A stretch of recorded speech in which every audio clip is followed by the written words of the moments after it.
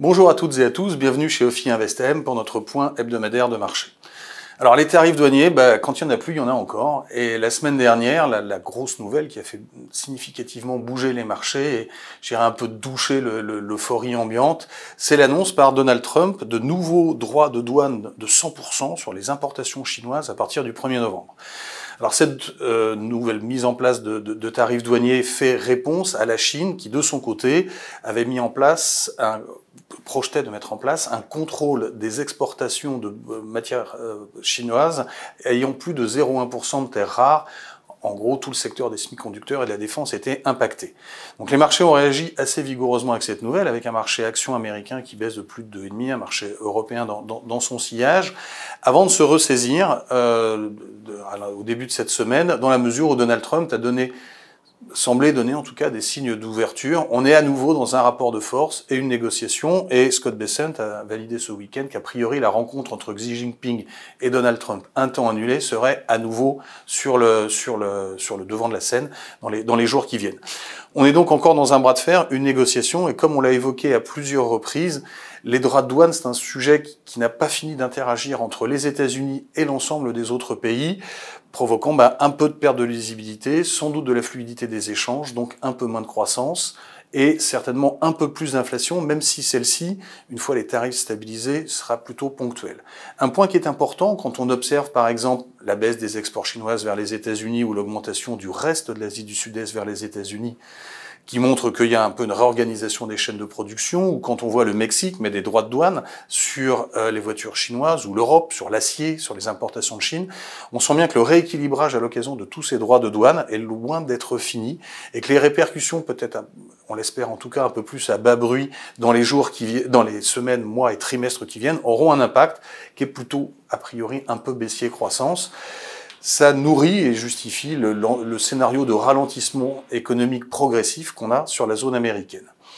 Autre point important, le shutdown. Donc le shutdown, c'est au Congrès, républicains et démocrates n'ayant pas pu se mettre d'accord sur un projet de budget, eh bien il n'y a pas de vote. Et aujourd'hui, certains licenciements commencent à avoir lieu dans les administrations. Donald Trump utilise peut-être un peu ce sujet pour licencier là où bon lui semble, en mettant notamment, par exemple, la priorité sur payer les salaires des militaires plutôt que des fonctionnaires qui aident en tout cas la population à avoir l'aide médicale. Au global, ce shutdown risque encore de durer quelques jours, voire quelques semaines, l'accord étant assez loin et la radicalité des positions des deux partis opposants étant assez forte.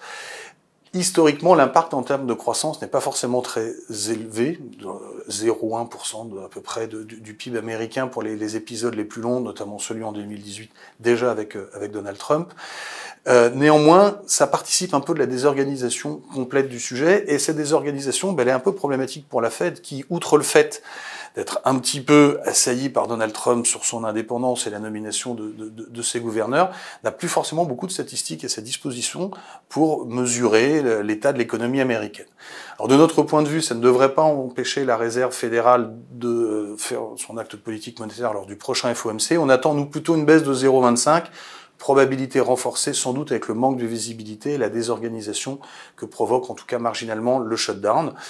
Notre vue, c'est que la Réserve fédérale va accompagner le ralentissement économique avec une inflation qui est certes en hausse, mais somme toute encore assez maîtrisée, avec probablement 2 baisses d'ici la fin de l'année et 2 baisses supplémentaires en 2026. À noter que 2026 verra aussi le déploiement de la fameuse Big Beautiful Bill, qui, elle, est quand même assez pro-croissance, et donc la Fed n'aura peut-être pas autant besoin de baisser que quelquefois la courbe l'anticipe en matière de taux d'intérêt. Dans ce contexte, on considère que le taux américain, il y a quelques jours, qui était à 4,25, est toujours une opportunité d'achat avec un potentiel de baisse de surcroît en cas de scénario de risque. Donc il continue d'avoir nos faveurs, surtout si la Fed doit baisser à 4 reprises dans l'année qui vient.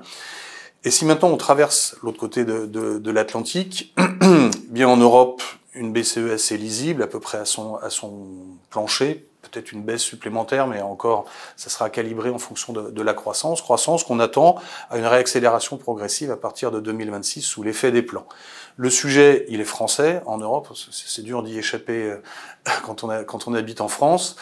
Aujourd'hui, un nouveau gouvernement, un discours de politique générale aujourd'hui ou demain. Derrière, peut-être des censures, peut-être un accord avec le Parti socialiste. Au global, toujours de la volatilité autour du spread à 80 BP. Je rappelle que ça anticipe déjà de nombreuses dégradations de la note de la France. Et donc, on est plutôt sur des primes de risque qui sont assez intéressantes du point de vue portage, avec de l'OAT à 3,60. On a quand même des rendements assez intéressants. Maintenant, les scénarios de risque, bien évidemment, un gouvernement qui rechute, qui revient, une nouvelle dissolution. Tout ça nous paraît, je dirais, des scénarios de volatilité dont il faudra savoir tirer profit pour se positionner, puisqu'on a quand même un rendement de l'OAT, qui est de la dette d'État sur un État assez riche, à des niveaux tout à fait intéressants, en particulier en comparaison du crédit investment grade, le crédit de qualité. Le scénario de risque, ça serait peut-être une démission d'Emmanuel Macron et une défiance des investisseurs étrangers sur l'OAT, scénario que nous n'avons pas dans un horizon assez court, mais les choses se déplacent assez rapidement.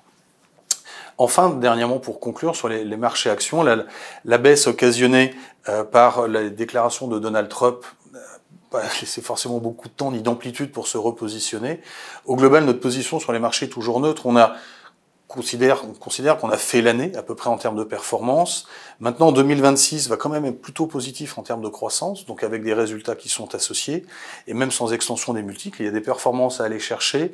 Et notre position de neutralité, c'est l'histoire d'être bien certain d'être présent sur ces marchés si les investisseurs mettent dans les prix des actions la performance de 2026 au quatrième trimestre 2025, comme ils l'ont déjà fait les années d'avant.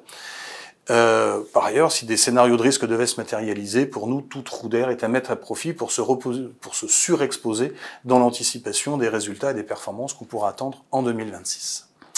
Je vous remercie pour votre attention, je vous souhaite une excellente semaine.